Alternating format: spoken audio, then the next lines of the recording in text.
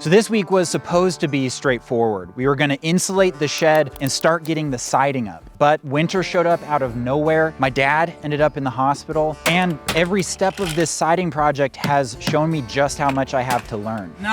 Oh no. Basically nothing is going according to plan, but we're doing our best to make progress anyway. So let's get to work. It is a cold, snowy, but beautiful morning here in the Bryson City area. I was hoping to get to work on the shed today, but last night I ended up taking my dad to the hospital because he was having like neck and shoulder pain on his left side, and long story short, it was kind of consistent with possibly having like a blocked artery or some heart problems. I wish I could enjoy the first snow of the year. I mean, it's so pretty out. I was able to play in the snow a little bit with Isabel and Scarlett, which was really nice. Anyway, okay, I am going to head to the property real quick because I've got kind of an urgent project that shouldn't take me much time. Our little tent is not looking good. Oh my gosh, it is so beautiful up here. It's so still and quiet. This is really, really pretty.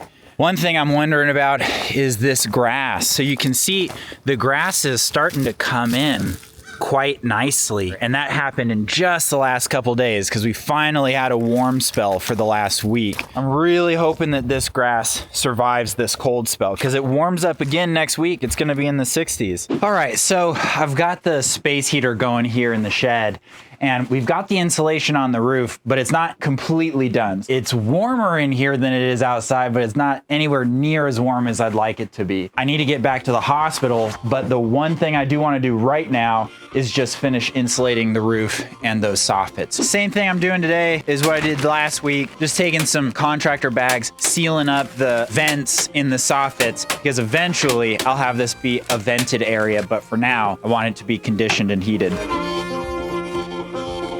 I'm actually getting a little warm.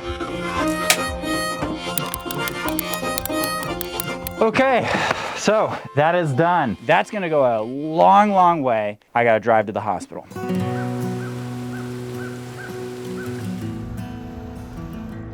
So I just got here to the hospital room like a couple minutes ago, and we just got news. So what'd they say, big guy? I'm getting released. So the stress test came back negative. It's all good news, and they were letting me eat finally. Yeah. Wow, I am relieved. Yeah, I was last night at like 9:30, and we were just talking about his shoulder pain, and ChatGPT was like, he needs to be seen by somebody immediately. I was like, whoa, okay. Sounds like it might just be typical sprained neck / shoulder. Well, I'm glad, big guy. Me too. Because I didn't want to finish that shed myself. We are back at the property. Now, yesterday, there was snow everywhere. It was beautiful, but it was a little bit intense. It was cold. So I had a little bit of time yesterday, and so I started insulating the walls inside of the shed, and I almost finished. I'm like 75% of the way done, and it's starting to look really good, and it's starting to get pretty nice and toasty in there. And so we are going to now get started on finishing the exterior of the shed. So we're gonna be doing siding and trim over the next couple days, and today, we're getting started on the trim. So we've got all the trim out, ready to rock. We've made some measurements. Now it's time to cut and paint. Man, I just can't get over how much easier it is painting ashore than it is on boats. On boats, there's so much prep. The paints themselves have to be super durable in the sun and in the salt water. Whereas this stuff comes pre-primed, you just slap it on and it looks great. So we are all painted and ready to start installing trim. This is very exciting. All LP SmartSide needs to have a 3/16 inch gap between any LP components because it's gonna expand and contract a little bit. Okay, the trim for the door is on. Looks good. So this time I need an 1/8 of an inch gap between this and the window. I'm just gonna use these nails. So this time of year has felt relentless, just trying to make progress on the property, keep up with filming and chase the girls around. And with all of these cold mornings lately, staying healthy has become a real priority for us. And that's why I start my mornings with today's sponsor, AG1. It's just 1 scoop mixed with water that covers my foundational nutrition in a way that just works with our lifestyle while we try to build this homestead. AG1 is packed with 75 vitamins, minerals, and whole food sourced ingredients. And it's got probiotics to support gut health. The big thing for me is that it gives me nutritional support for energy, immunity, and focus. All the things I tend to neglect when we're in the middle of long build days and just eating whenever I can. And AG1 now comes in several different flavors. They've got original, citrus, berry, and tropical, although honestly, I'm an OG guy. I like the original. Now, AG1 currently has their best offer ever. If you head over to drinkag1.com/Atticus, they'll give you a welcome kit, this morning person hat, which is pretty cool, a year's supply of vitamin D3K2, an AG1 flavor sampler, and you'll get to try their new sleep supplement, AGZ, which has become a complete game changer for my nighttime routine. That's $126 in free gifts to new subscribers, so click the link in the description below. Are you ready to work? You got your working clothes on. Are we gonna paint the shed? Oh, pink. Pink? Yeah. Oh my gosh, that is pink. Look, Scarlett, your sister's painting. Painting for shed pink. Wow, high five, girlfriend. Yeah. Good job. I'm still very torn about the pink, man. I was really confident about it when we made the decision, and now I'm like, oh, dang. I'm confident, buddy. How many people do you know have a cool pink shed? I'm a cool dude. You are a cool dude. So we're done with the sheets, and now we're gonna switch over to these battens. So before we can put this beautiful pink stuff up, we gotta do the corner trim first. I gotta be careful with my hearing, dude. That thing isn't super loud, but when I shoot it, it can be really close to my ear over and over and over again. I'm doing all this loud stuff all the time, and I can tell my hearing is getting worse, so I gotta be careful. Now we need to cut some Z flashing. It makes a Z-like shape. It goes under the siding so that if water drips down the siding, it can't get behind the Z flashing, and yet this protects the trim so that water can't get inside of the trim. So it just keeps all of the water on the outside of the siding. So we have done a lot of measuring because we're gonna have to make some complicated cuts, and I think we're ready to start cutting our first piece of siding.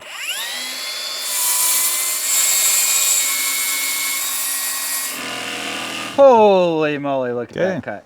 Very good. Okay, we're gonna throw this thing up, see how we did. So the way that it rested on top of the flashing, it was touching on a part of it, and so we need to basically cut this a little higher. Starting to look like an ice cream parlor. It sure is, man. Pink and white. That is a beautiful ice cream parlor. It is a new day, and it is actually my final day with my dad. My folks are leaving tomorrow, and so our goal is to finish this front face of the shed. So we got this section to do. Now we made a small mistake yesterday. This sheet came as the lap joint edges, and I actually didn't even want that. I ordered no lap joint and they sent me the lap joint, so whatever.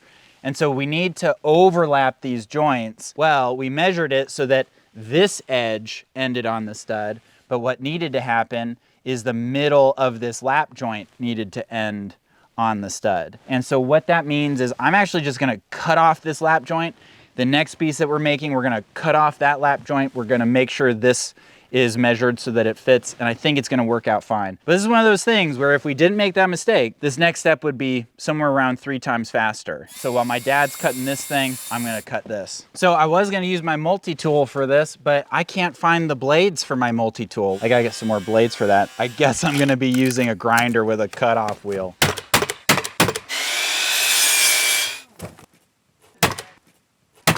I just realized there's a much better way to do this. The spacing between these battens should be 13.5 inches wide. And so I just had my dad make up this little gauge that I can use. That'll make this much easier.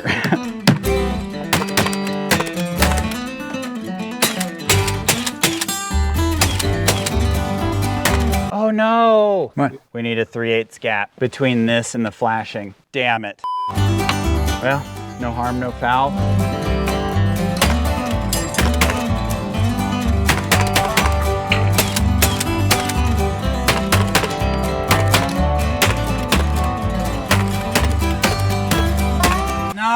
So I'm just getting a lot of jams and a lot of misfires. And I think it's because I need to lubricate this gun, but I don't have the right oil. I have so little left to finish. So I think I'm gonna try to just push this thing to finish and then I'll get the right oil. Okay, I think that's it. What do you think? I think it looks very good. Now you just have to do that for 3 more walls. I know. That was so much work for one wall. Well, again, as you said before, it's a good learning experience when you do your workshop house. You know that it's gonna take forever. How long things are gonna take, yeah. Hey bud, what do you think? I like it. Isabella's, we like painted the whole shed pink for her. And she's doing a little like, I'm not really interested Yeah, she's kind of mood right now. she's in a mood. Well, at least I you think it like looks really nice, That's nice. Oh wow, you have your own fishing pole. Say here, fishy, fishy. This is fishy. I see it. Uh-oh, did Dad get one? Oh, no. Dad got one. You wanna go see Dad's fish? Oh my gosh, what did he get? Let's go look. Oh, he's wow. 1, 2, 3. Good job. Oh, you got one, you got one. Oh, it's moving. Reel it in, reel it in. Whoa, it jumped out of the water. We got it! Your first fish. Wow, that's a big one. We're gonna have a good dinner tonight. Nice. Looks good. Good thing I'm an expert. That is a big trout, buddy. Yeah, no trout about it. No trout. Dang it, you took my line. Wow, buddy. That looks very good. That was so good. That was a good week. Thanks for all your help, big guy. This is a good way to top it all off. So we are all packed and ready to move out of the Airbnb because my folks are leaving today. So we're heading back to the trailer. I just want to take this moment to say I am very proud of all of you. Yeah, It's 11 o'clock we did it. and the door is locked. Yeah. Give Grandma and Grandpa a hug goodbye. I love you, Grandma. Bye, love you. It's just the buds again. Yep. The buds and a nice little cabin that we don't get to live in I anymore. know, that was fun. This is a 1,200 square foot, 3-bedroom cabin. And it made me realize that that is sufficient for us. You know what I mean? Like, we don't need even like a moderately sized family house. This has inspired me to like think about how we can make our homes smaller, cheaper, faster. Yeah. You know? Let's do it, buddy. Let's do it. Let's build a house. Thanks for watching the episode. We will catch you guys next week. And as always, thank you so much to our patrons. Without you guys, these videos would not be possible. Now, this trailer is a Ford. Oh my God. Almost just slipped down the stairs. Whoa.